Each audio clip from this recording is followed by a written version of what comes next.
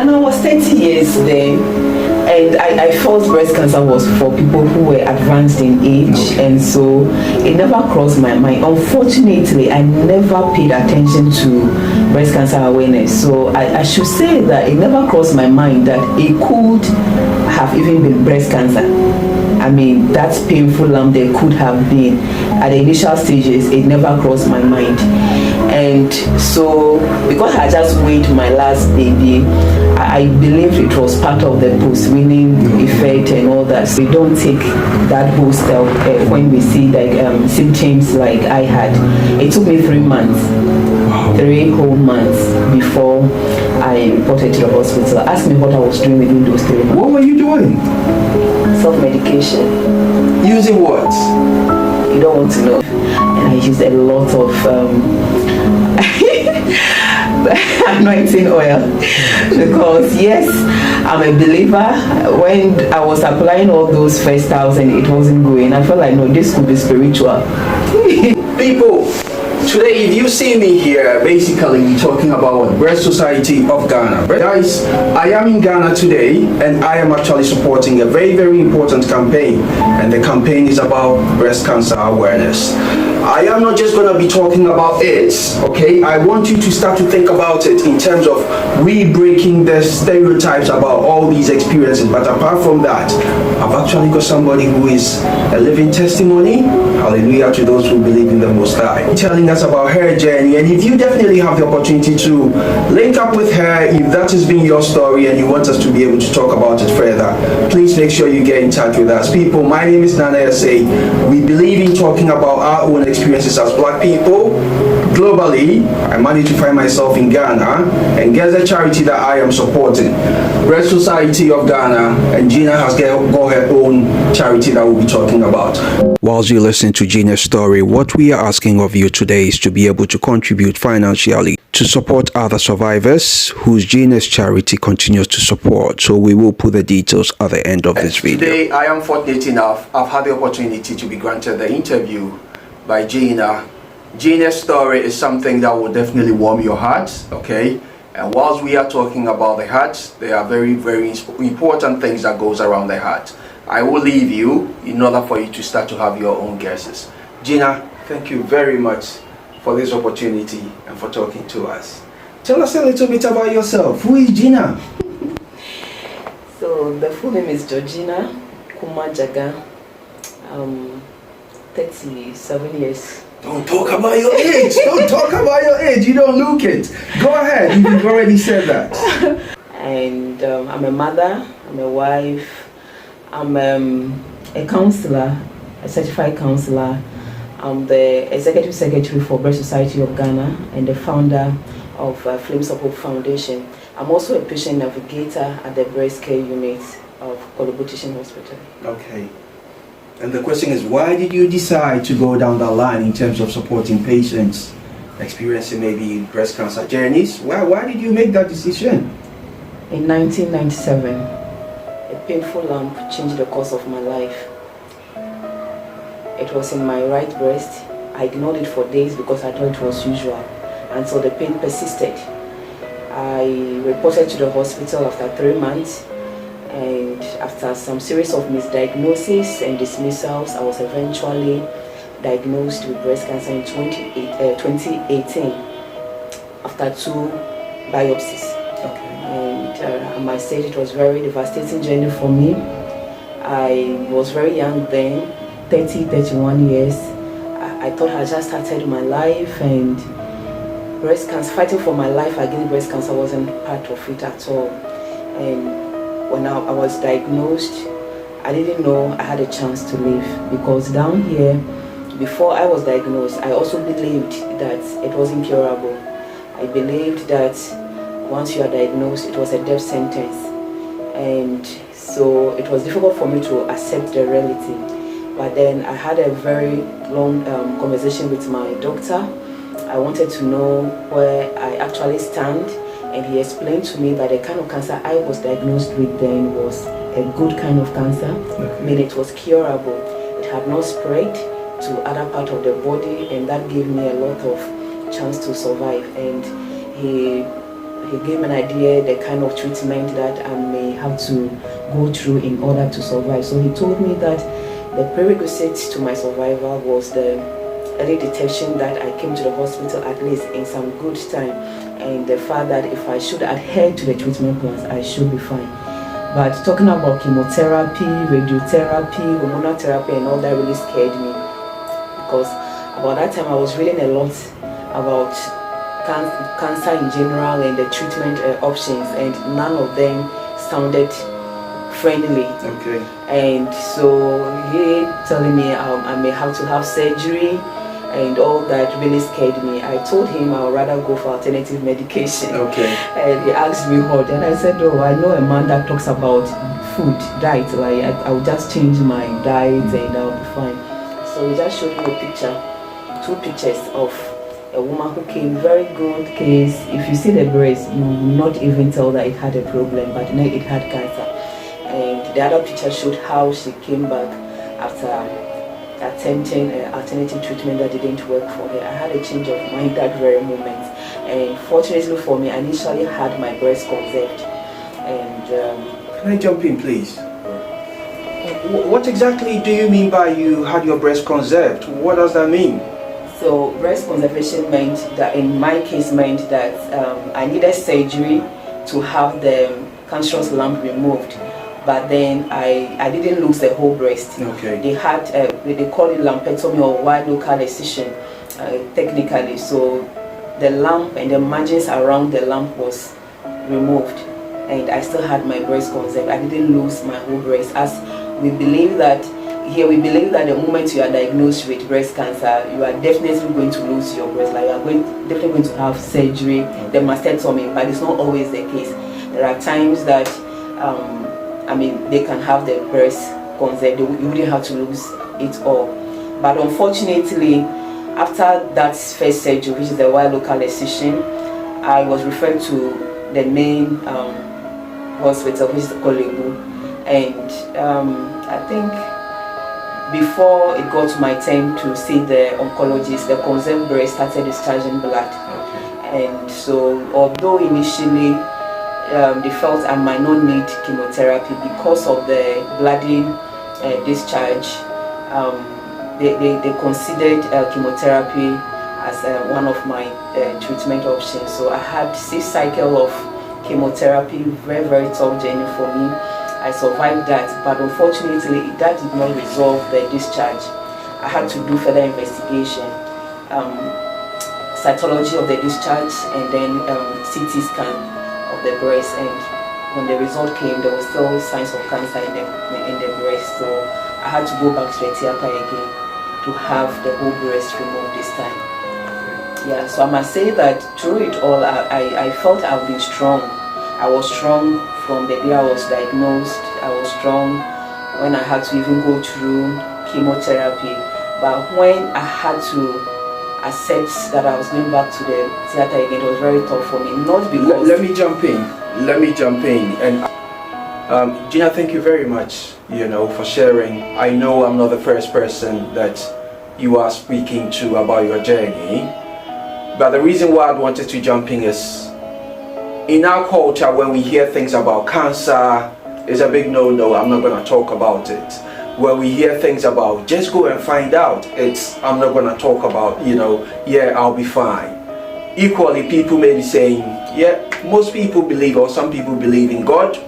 God will not make any of these things ever befall their children, What made you actually make that decision that this needs to be seen? Right, Nana, about the fact that we don't take that bold step when we see symptoms like I had. It took me 3 months. Wow. 3 whole months before I reported to the hospital. Ask me what I was doing within those 3 months. What were you doing? Self-medication. Using what? You don't want to know. Oh, please, you know what? And I'll tell you the reason why I'm saying that. If you are going through something like this, right? And I'm saying, and I can definitely say that, in confidence, we are not the only people going through this. Cancer has no respect for what? Race, background, whatever background you are coming from. I am a male. I have recently done, my screening for prostate cancer. And I say to every father out there, make sure if you are a son, you are a daughter, make sure you hound, your fathers for them to go and get their prostate done. I was 30 years then, and I felt breast cancer was for people who were advanced in age, okay. And so it never crossed my mind. Unfortunately, I never paid attention to breast cancer awareness, so I should say that it never crossed my mind that it could have even been breast cancer. I mean, that painful lump there could have been. At the initial stages, it never crossed my mind. And so, because I just weighed my last baby, I believed it was part of the post-weaning effect and all that. So I was using recommended styles like the condo. Okay. They tell me once you apply it on it, to just squeeze the fluid. So it's a fluid that had built up into a lump, I used a cabbage leaf, and I used a lot of anointing oil, because yes, I'm a believer. When I was applying all those first styles and it wasn't going, I felt like, no, this could be spiritual.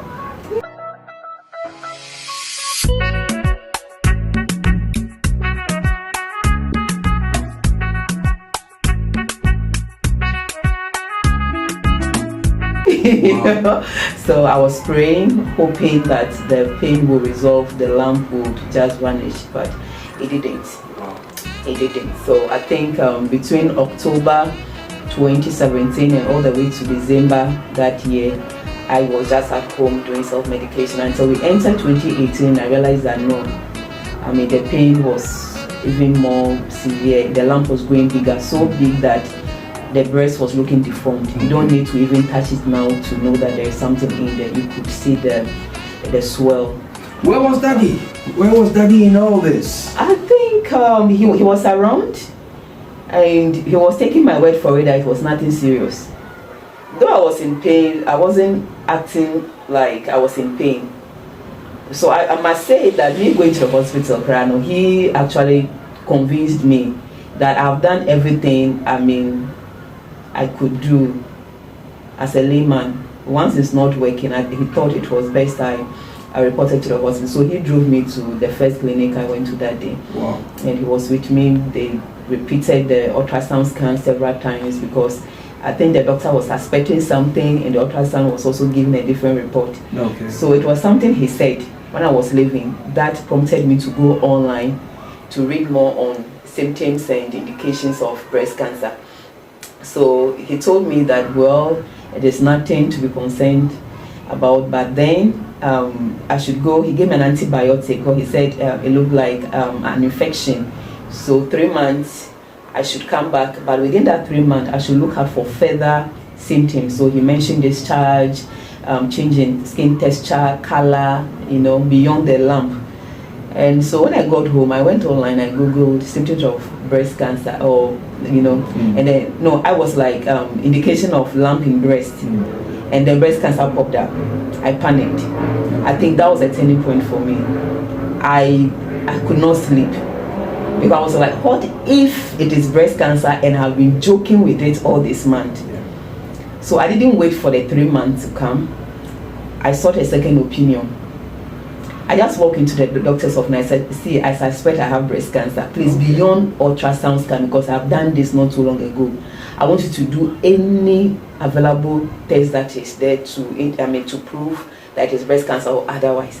Because I was so scared. Yeah. So he just looked at me and said, you say it's a painful lump. And I said, you are 30 years. I said, yes or no. It can be. The fact that it's a painful lump alone means it is not breast cancer. I wasn't convinced. I sought a third opinion. I sought a fourth opinion. Wow. Because, Nana, I was so scared. I didn't want anybody to assume that it is not. And it wasn't like I was hoping and praying that it would be it. Because I was reading, I was convinced that even if it was breast cancer, early detection would give me a chance. Okay, and I didn't want to ignore it because of one person's opinion or another person's opinion, and then later on it will turn out to be breast cancer and it is too late. No. So I just wanted to go all up just for my sanity, because I had taken the antibiotic. I didn't see any change. Yeah. So why do I sit and wait for 3 months and go back and then maybe by then it is advanced? Yeah. So if maybe the ultrasound wasn't picking, I felt there should be further investigation. So I just kept pushing until this fourth doctor asked me to repeat the ultrasound plus mammogram.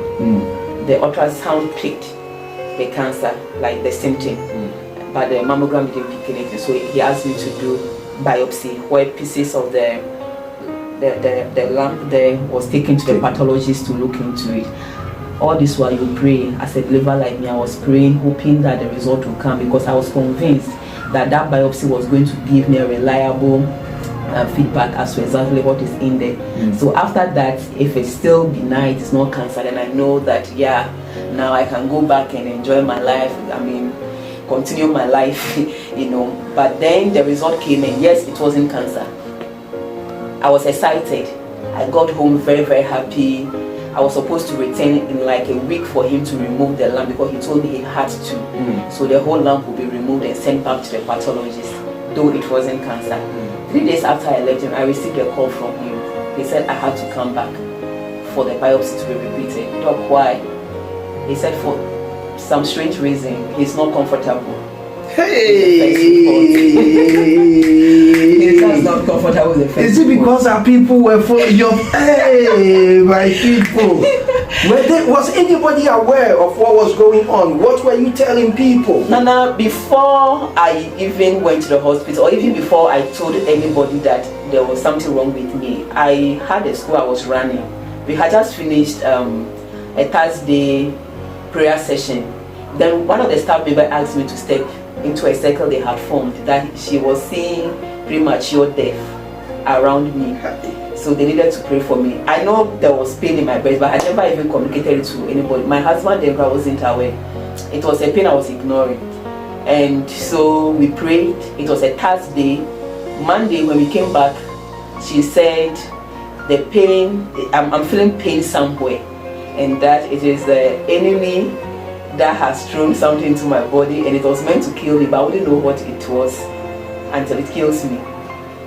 Wow. And so she told me that wherever I'm feeling pain then was where the problem was. So I had to take my shirt off and I see, I have this lump in my breast. It has been paining me for a while now. After her, another gentleman, like a staff that had left the school, also called that he was seeing this dark cloud hovering over me, and he didn't see it to be a good sign. I didn't take all of those things so serious as I should. That's why I was still, I think that was the point I started using that anointing water and oil, believing that perhaps it could be something spiritual. Until myself, I had a dream that there was a girl in the school that brought a note to me. I couldn't read it because it was neither in English nor French or any language that I could read and make meaning out of. But I told her I didn't understand. She said the message was that my obituary poster was being circulated in the spiritual realm, but I could do something about it. Guys, in my end of the world, some of these things you don't take them for granted. Yeah? Whether it is revelation, whether it is people telling you about what is happening in the future. Some of these messages you actually listen to it, but I think you don't just listen to it, you act upon it. But you don't act upon it by going to some of these people who may end up abusing you. Because I know there may be somebody out there who, for whatever it may be going on, their solution has been, let me go back to the church, let me go back to this, specialist and that. You made that decision to go to the doctors for them to be able to look so at it. Once I had my own dream that my obituary poster was being circulated, I was like, no, this thing could be very serious. And then having gone to the, I was like, well, the thing is manifesting physically already. So I think if I should go to the hospital, they would be able to give it a name. Then I know what I'm dealing with. Okay, so I think that was why when after the first doctor encounter, he told me, it was nothing, I should look out for further investigation. I think that was one of the reasons why I kept pushing, because one of the ladies told me that I wouldn't know what was wrong with me. The plan of the enemy was I wouldn't know what was wrong with me until it killed me. And I'm like, well, breast cancer is it's dangerous, it's life-threatening. And so what if it is breast cancer? So I must say that perhaps that might be what kept pushing me. I could have decided to go to spiritualists, pastors and all, but I believe that once the thing is manifesting physically, there should be a name. And so my prayer topic changed. I was asking God for divine intervention. If I have to deal with this physically, he should make the doctors know what actually is wrong with me. Because I have prayed, I have done all the spiritual exercises that I could do, but the lamp was still there. So if it is his will that I deal with it physically before I have my healing or my peace, he should just make way for the doctors to know what it is. So after the first biopsy and the doctor asked me to come, I hesitated, but he told me it was my best interest, and I had to go for that second biopsy. The result came this time, and it was breast cancer. Wow. To all our men out there, for those of you who have got wives, partners, mothers, grandmothers, daughters, any being of yours, any special person who may have a breast, this is the time where we are talking about breast, not in a silly way, but also in a very way that we can learn about the impact that cancer, actually affect our mothers and all that. What point in time did you feel this is likely to have an impact on your husband? When it felt like the journey was never going to end, that is the point where I had to go back to the theater again for the whole breast to be removed this time. I felt before then he had seen me in my ways, because on chemo I had gained a lot of weight. Before the chemo I lost weight drastically because I was concerned, I was anxious, I was scared and all that.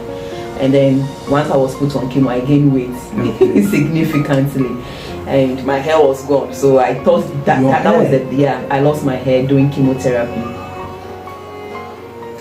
Guys, look at Gina's hair. Now she's got even.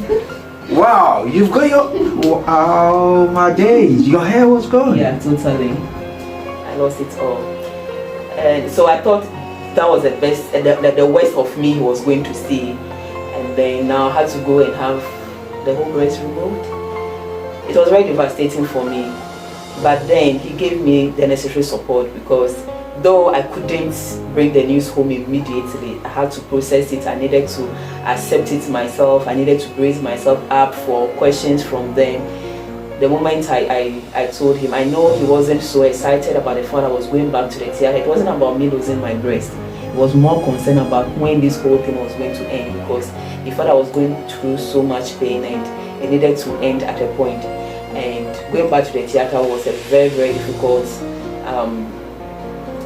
news for all of us to just accept, because that was going to be my 8th surgery, 2 for the cancer, but then I had 6 other surgeries not too long before the breast cancer diagnosis came in. So it was difficult for my family. Wow, Gina, you were just about 30. You were in your prime. Yeah. This is your husband, just going to maybe, let me use a word, and going to enjoy his young wife. Yeah. And this news has broken down, but you felt he took that news very well. To whoever is out there, the husband of Gina, I would say, respect to you. We need men like you. What do fathers, what do men like that? What makes him unique? My husband didn't love me for my breast. He loved me for the person I was, the what was in me. Okay. Say it again. I think this will be my caption, to be very, very honest. Go ahead, say it again. My husband didn't love me for my breast. He made that very, very clear, that it was the person in me that he fell in love with, and not the physical aesthetics. And that it was my life that he was interested in. If the breast has to go for me to be alive, there's no this. We didn't even need to discuss it. I just had to go in time. Okay. And I think initially I did not appreciate that much until when I got into the system, the health system, and then my encounter with other patients and survivors, I realized that not every man give that support to their wives. There are men that will ask their wives to choose between their marriage and then the surgery. Wow. So once you go for the surgery, consider the marriage dissolved. You are joking? Yeah. And there are some women who would opt for their marriage and eventually die. So Gina is definitely supporting people after her own surgery. And because of that, Gina, you have created a charity. Yes, please. In order for you to be able to support people through that journey. Yes, please. And through that experience, you have noticed that people are actually making these decisions, possibly to save their marriage as compared to their physical health. Yeah. What's the name of your charity? Flames of Hope Foundation. And what do you do, if you don't mind me asking? So when I was having chemotherapy, I mentioned I was so scared because our place here, everything is hush hush. People don't come out. Unlike now that some of us are coming out to destigmatize the whole thing. You don't get to see survivors, and there are lots of misinformation out there. People will say that it's the chemo that is going to kill you, you'll lose your hair, to never come back, the chemo will make you age, you will never be able to give birth. They say a lot of frightening things. So though I felt I didn't have a choice, I wanted somebody who had gone through the treatment or is still going through but was ahead of me, just to take inspiration from. Honestly, I didn't find anyone. Nobody was really like, you go to the treatment center there and it's so tensed. It's like everyone seems to be minding their business. You can't approach anybody to ask what kind of cancer are you being treated with. So I told myself that if by grace I'm able to survive it, I'll be that person that I look for. My name is Gina. I'm a breast cancer survivor and advocate. I'm also the founder of Flames of Hope Foundation based in Ghana. At Flames of Hope Foundation, we understand the challenges that comes with a woman losing her breast, especially to breast cancer.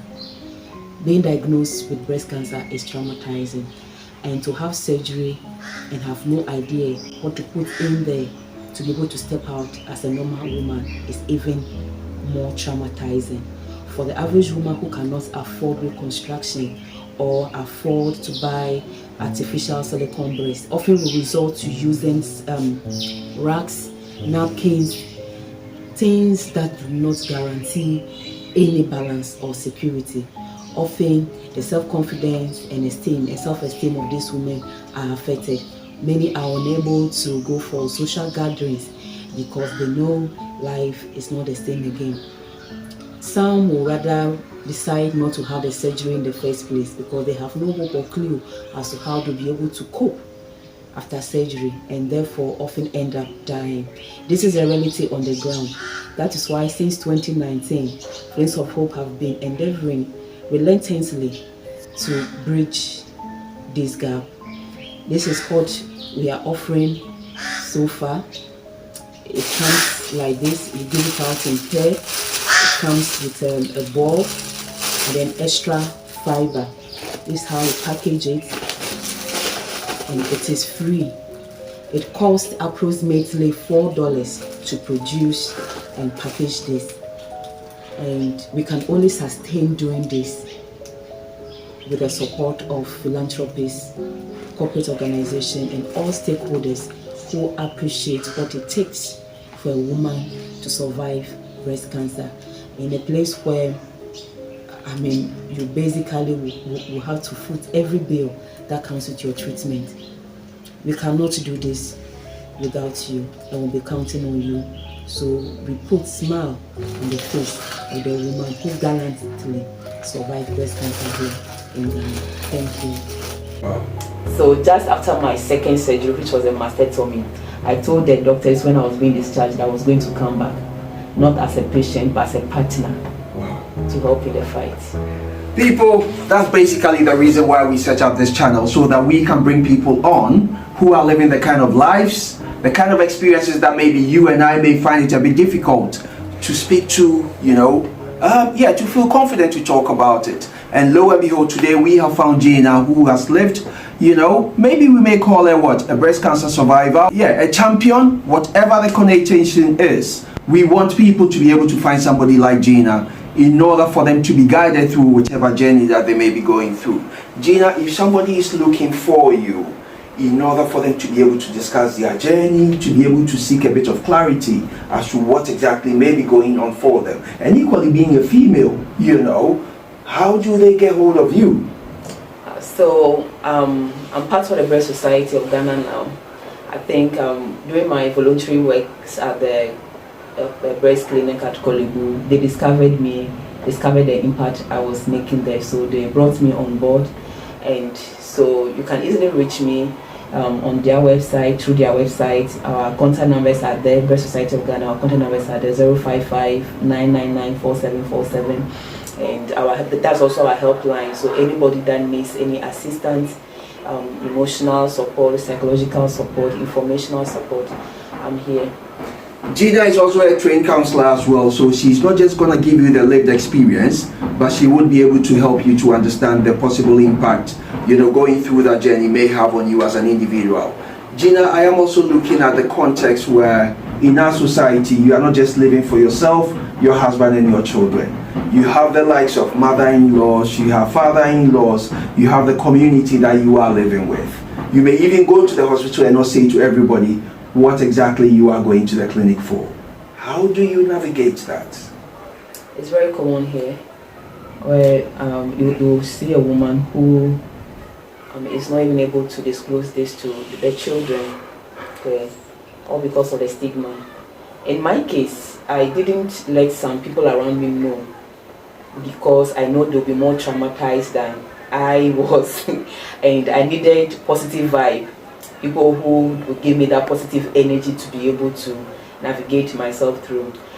So now those who fall in that category where they are not able to communicate to their family members for that support, that's why some of us have made ourselves available.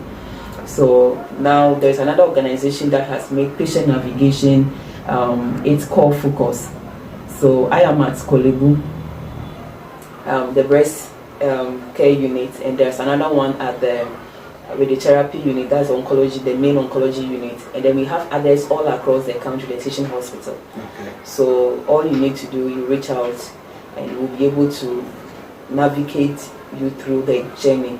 If it's just somebody you need to talk to you, if it's somebody you need to break the whole information down to you to understand the layman's terms, because more people panic because just the mention of radiotherapy, just the mention of hormonal therapy, 5 years, 10 years, it's like no, but the moment you are able to explain things to them, especially because I have a lived experience with it, and God being so amazing, I've been through it all. When I had to have my breast cancer, when I had to have it all removed, had chemotherapy, radiotherapy, the hormonal therapy, which is a daily pill that we take. I'm in my 5th year. Again this year, I should have completed that course too. So it's like I've been there through it all. So I'm able to give them that encouragement that it may sound so tough, it may sound like the journey may never end, but because I have been able to go through it, you can too. And we have a support group. I personally have a support group under my charity, okay. Sisters for Sisters. Okay. So basically we hold each other's hand through. We have people who have survived 30 years, 20 years, 10 years, wow. 5 years, and those who are still on treatment, or those who are just about starting. So we just hold each other's hand. And we know what it is like. We understand the tears, the fears of everyone. We don't take anybody's consent for granted. Unlike the one who has not been through it, we know what it is. So if it's just like, Gina, I'm unable to sleep, I know what that is. It could be just fear that is causing her not to be able to sleep. And we will not just brush aside you are worrying yourself too much. No. We allow room, like the environment, for people to share their emotion, be it negative or positive, because out there everyone expects you to be strong all the time. There are things they don't expect you to say, that I'm tired, I am scared. No, it means you are not a Christian, it means you don't believe in God. Okay, so people harbor all those things within, and then it makes the journey too stressful. So in our support group, or when you are talking to me, I allow you to cry if need be. Okay, and then I give you that shoulder to cry and let you know that there's hope. Gina, before we talk about how your maybe extended family and all that, how they supported you, and maybe how they support you till now, because it could just be the ordinary telephone call, I hope everything is okay, Um, I want us to be able to go a little bit into your charity, because I think it's more or less about getting people to have the experience of, I've lived it, but we are a community around you, sisters around sisters. We are going to give you the hug around you, because it's an emotional journey, you know. You've been amazing, you know, throughout this point, but yeah, let's take a break. I'm Gina. I'm a breast cancer survivor and the founder of the Flames of Hope Foundation. Are you a breast cancer survivor too? Have you had a breast or both removed as part of your treatment plans? Are you struggling to get something to put in there to get your balance and confidence back? Worry no more. At Flames of Hope, we understand the challenges that comes with losing one's breast.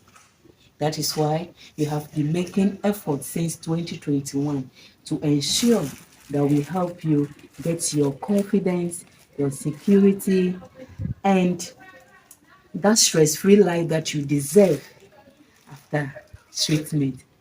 Reach out to us. We are located at Adenta. You could also get to access this at all facilities across the country, especially at the Kolebu Teaching Hospital, the surgical unit.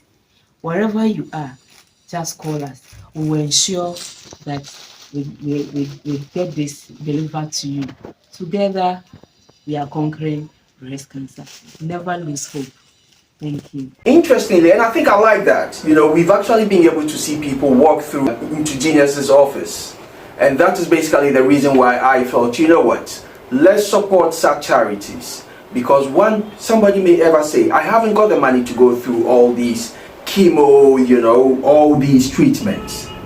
Gina, how do you support people from maybe some kind of backgrounds who may possibly be thinking, yeah, this is a journey, it's like a life sentence? How do you support people like that?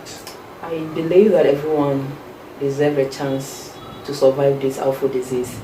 So as a patient navigator, whenever I'm able to discover that somebody, or be it a man or a woman, is having challenges with money to be able to overcome the disease, what I do is I apply to other organizations. Okay, so I've noticed some organizations that are actively or do actively support breast cancer patients. So I take it upon myself to apply to all of the organizations, and then most often I'm able to get the necessary support for these women. And for me, it is my vision that as a survivor, advocate, and a navigator, whenever a newly diagnosed woman approaches me and seems hopeless, I will be able to tell that person that confidently that you can survive it. I know the gaps in there. For most people, is a financial constraint that actually deters them, because our place here, breast cancer is sort of covered under our national health insurance. It's not. But it's covered, but Okay. not everything. So the diagnostics and all of those, before you even get to chemo that insurance may cover, you will have to do your mammogram, ultrasound, biopsy, the MET workup, which is CT, to check your chest and abdomen. All of those ones are not covered. Wow.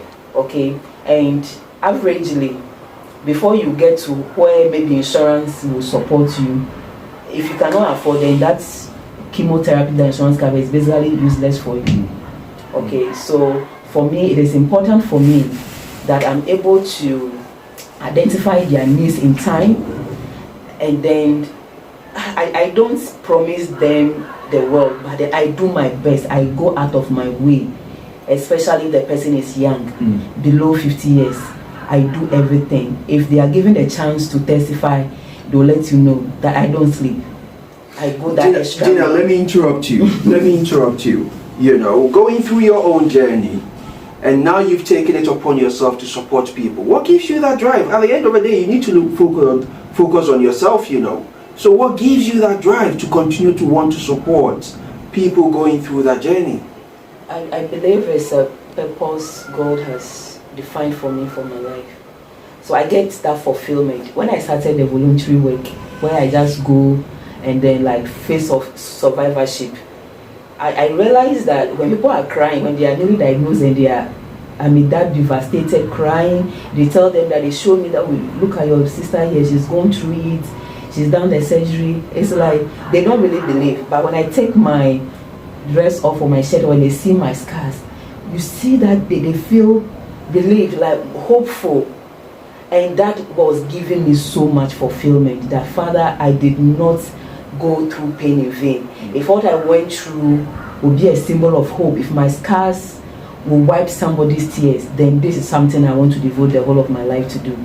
Guys, if you're actually waiting to see the scars before you actually believe what exactly is going on, then I'll say you need to tune off now.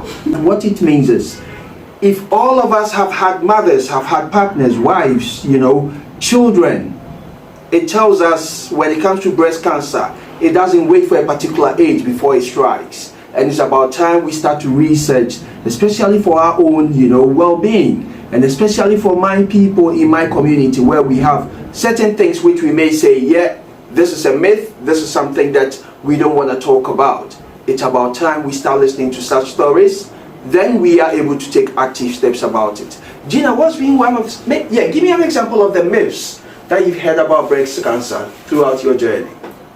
It's not curable. It's spiritual, and you can't get your treatment or your healing from the hospital. They said when you have breast cancer, you will never be able to give birth again. We also have this belief here that the moment you have mastectomy, where the whole of your breast is removed, then you are dying. They believe that our lifespan is in our breast. Wow. So the moment the breast is removed, your lifespan reduces. And I must say that in the past, when the cancer has even spread to other organs, maybe the breast is so ulcerated, the person is in pain, our doctors here do remove the breast, but they die eventually, not because of the removal of the breast, but because the cancer had already spread to major organs. But it made people believe that it's a breast that was removed that killed the person. So this is something we are still trying to demystify here, that it is not the removal of the breast, because the moment you tell somebody that, oh, I have breast cancer, they will tell you that don't allow them to touch your breast no matter what, because that is the moment they remove it, you will not be strong again, you can't do anything, then you will die.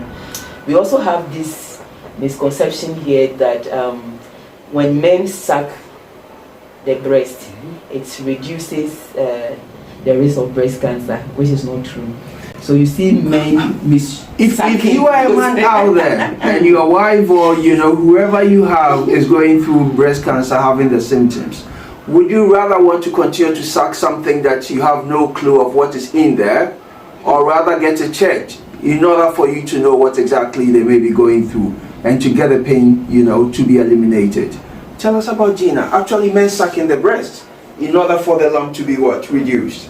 Or not, the lump might not even come at all. We have this belief here that it reduces or takes away the risk of breast cancer coming in the first place. That is men sucking, which is not true. So you see that in October, people just want to focus on that, like it's a month for men to suck breast, which is not true. So I want us to address that and accept that it is not the men. It is when women give birth and they breastfeed the babies, that is when the risk of breast cancer is reduced, not when the old babies suck. Guys, Gina is referring to us men as old babies, yeah? Especially if we are never going to stop sucking these breasts. But the most important thing is, we are not just talking about breasts for sake of fun or maybe laugh about it, but we are using it for education purposes. There are times that people go on breast cancer awareness campaigns. There are times that people actually see people wear, pink, badges in order for them to be able to show that they do support these awarenesses. Gina, if people want to support you financially, how do they do that, and if there is a campaign going on? Okay, so for Flames of Hope Foundation, we have this vision of ensuring that every woman that goes to the theater for mastectomy has something to put in there. This is why my two guests, that's why they are here. And so it is a big challenge here for women like me who have to lose our breast. The silicone prosthesis is very expensive. The average woman cannot afford to buy it. So we will not even talk about reconstruction. The average woman cannot afford. So you see most of these women going home and living their lives with their chest unbalanced. Ask me the things they use: face towels, napkins, racks, things that will break your heart. So it is our vision that the moment you are diagnosed and you are booked for surgery, you don't even need to go to the surgery before we bring, like the theater, before we bring you your hope kit, which includes your mastectomy bra and then your prosthesis, so that you come out and you can go. You can also step out as a normal woman with your chest balanced. That is for Flames of Hope. And if you want to support, I think we will give our account number, the foundation account number out, so that it can be displayed. Breast Society of Ghana is embarking on an annual, like an all year round breast cancer awareness campaign. So it's going to be mostly of like a media engagement. We don't want to wait till October, because it is obvious that many people believe that breast cancer happens only in October, which is not true. So we want to continue the conversation, we want to continue the advocacy. So beginning this month all the way to December. So if anybody wants to support this, because it's going to be expensive, we are going to use the media channels a lot, the TV station, the radio station. Anybody want to support us in that regard, we'll put the account details up there, so that together we can fight. My people in the diaspora, this is our opportunity. We don't always want to see the negative stories shared about us. But when it comes to times like this, we equally need to stand up and show how we can support such charities. What I would definitely say is, why don't you donate? Maybe just a pack, through your financial support. If you are able to support one person through your donation, I will put the details there, so that you may decide, this is my opportunity to make another woman feel all that confident and step out again, so that they can be that hot chick, that hot mama, that hot girlfriend that you may ever want to follow. Guys, now my name is Navigator, and basically what we want to do is, we want to own our stories, we tell our stories. And lo and behold, in the month of February, I found myself in Ghana. February, people will be talking about Valentine and all that. But one of the campaigns, or one of the charities that we've decided to support, is Breast Society Ghana. Unofficially, we are supporting Gina's campaign, we are supporting Gina's charity, but we are equally wanting to use our platform to support all our women out there going through this treatment. And just like I said, whilst we were talking, we had survivors actually come through the door, and they've also agreed to talk to us a little bit about their journey. It's not going to be too long. It's not all doom and gloom, but what it is we are actually giving you the opportunity to see survivors, so that you out there can also believe that if that's been your pathway, you can equally survive. Gina, thank you very much. And before I speak to Auntie Mavis, is there anything you want to share with anybody out there who may be going through this journey? I know it's tough, I know it's difficult, but there's always light at the end of this dark tunnel. If only you will not lose hope along the way. Get or seek the necessary support that you need. Don't keep it to yourself, be it emotional, psychological, financial, or spiritual. Seek the necessary support. Some of us are out here ready to help you, hold your hand to see you through. Reach out if need be. Together, we are conquering this awful disease.